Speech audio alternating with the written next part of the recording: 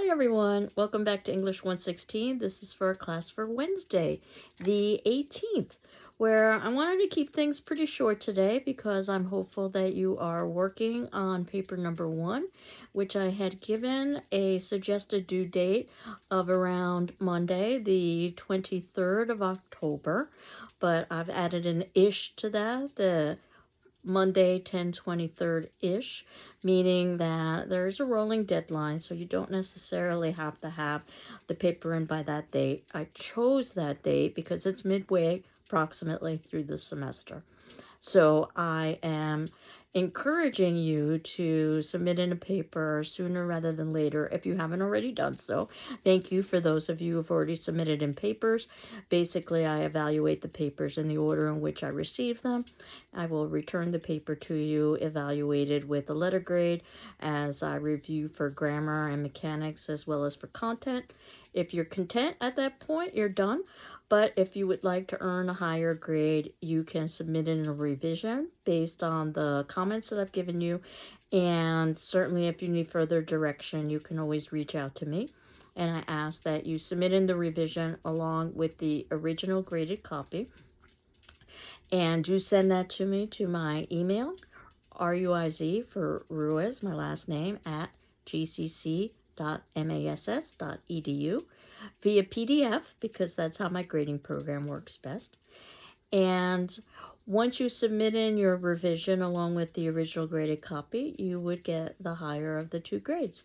You have up until the ending of the semester to do that, but the sooner the better for everybody involved. And your second paper will ultimately be very similar to what you did with the first paper, the second paper being devoted to drama, which is the unit that we are entering into now. And once again, I'll give you some suggested paper topics about either canon or contemporary relevance. And ultimately, you can create your own essay topic as well, as long as you have the topic approved by me. And that paper would be due towards the ending of the semester. Probably not enough time for you to revise it. But the idea behind the first paper is that it's the learning exercise so that you can just duplicate that with your second paper. That said, if you can get in your second paper early enough, there might be a possibility of negotiating the possibility of a revision, but it's not guaranteed. That would be guaranteed only for the first paper. Again, I see the first paper as a learning exercise. So where I've left off is I wanted to finish talking about writing papers by talking about documentation, because as you know, you will be making reference to the text. This is a critical paper, so you don't need to be using outside resources, but you should be referring to quotation from either the short story or from the film, depending on which text you decide to write about. And we are using the MLA, the Modern Language Association System. I hope this sounds familiar to you. This is a system we use for the humanities. There are different systems for different academic disciplines, such as the APA, the American Psychological Association, for the sciences. So you want to make sure that you're using the correct system for the correct discipline. Basically, the MLA system is based on using parentheses immediately following a quote.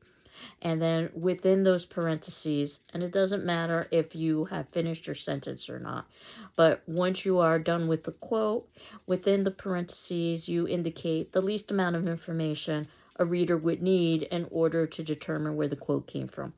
Usually what that would mean is a page number if you are working with, let's say, a short story, or a timestamp if you are working with a film. And sometimes it's required to add additional information within those parentheses, just depending on the number of texts you're working with. So if you're working with multiple texts and it's unclear as to which text you are referencing, then you usually include the author's last name and then, let's say, the page number.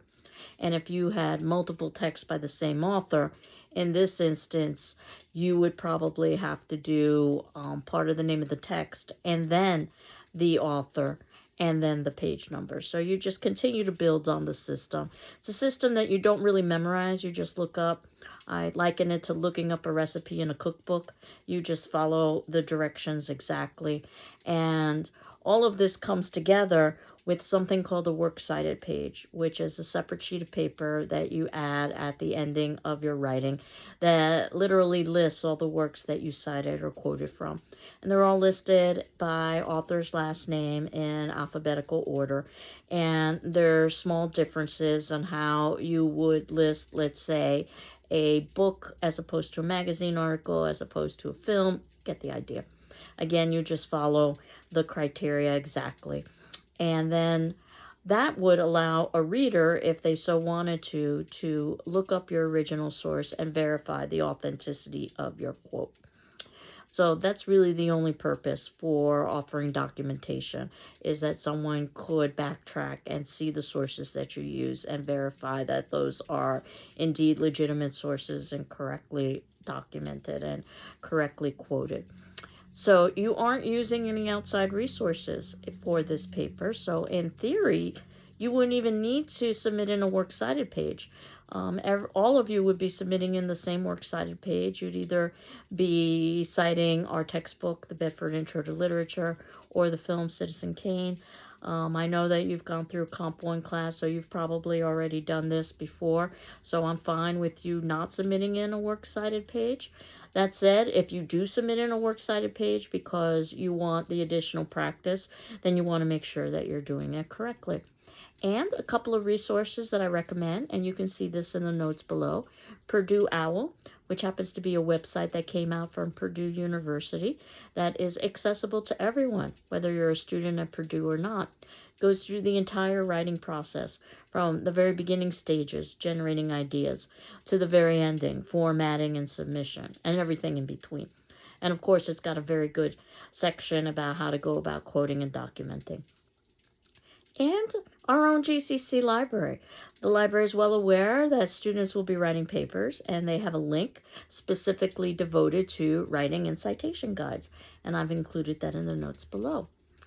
Just a couple of other points about quoting. As you can see, that occasionally you might want to insert your own language into a quote, and that's just to basically clarify something that could be misunderstood.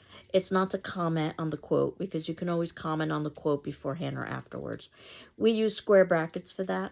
So this is for an insertion. Usually we use a square bracket after a pronoun, for instance, in order to clarify the individual that that pronoun is referencing, which may be unclear based on the quotation that you've chosen.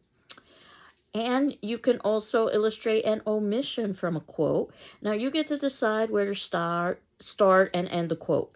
So you can start a quote in mid-sentence. You can end the quote in mid-sentence. But in between your start and end point A and point B, you decided to leave out a word or several words, not because you wanted to change the meaning. That would be unethical. But just because that language is unnecessary for your paper, you would use something called an ellipsis, or fondly known perhaps as the 3 periods or the 3 dots.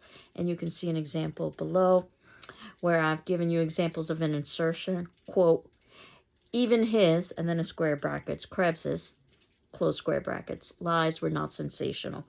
And then in quote, and then in parentheses 162, and then close parentheses, and then our ending punctuation. So in the square brackets Krebs, the word Krebs was not part of the original quote. I added that in order to clarify who the his was referencing. Or if I was to omit something, and I gave you another example from the same story, an omission would be something like Krebs, comma, quote, during his time, and then the ellipsis, was sleeping late in bed, unquote, and then in parentheses, the 162 for page number, close the parentheses, end punctuation. Notice I don't have to add PG or page or anything like that in the parentheses, least amount of information necessary. So if you were to look at the original quote, you'll see that I left out a few words where the ellipsis appears. You don't have to begin or end the quote with an ellipsis, because the assumption is that quotes begin or end with an ellipsis. And as I had indicated, it's usually that we put the punctuation immediately after the parenthetical documentation, unless you need to continue your sentence. And I've given an example of that in the notes below as well. Quote, although Krebs went to the war from a Methodist college, unquote, in parentheses 162, close parentheses, he cannot pray with his mother. And then our ending punctuation, of course, the way you would always use. So the only other thing I wanted to mention is if you have a long quote, and that would be, I would say, over 3 sentences of text, then what you would do is you would do some formatting to make it seem like a block within your paper. In fact, it's even called a block quotation, so that it's very easy to visually see the beginning and the ending of that particular quote. And if you are using a block quote, then you don't need to use quotation marks. It's considered redundant because the formatting of the quote into a block basically is telling the reader, hey, I'm quoting, which is what the quotation marks would do. Of course, there has to be just a slight difference.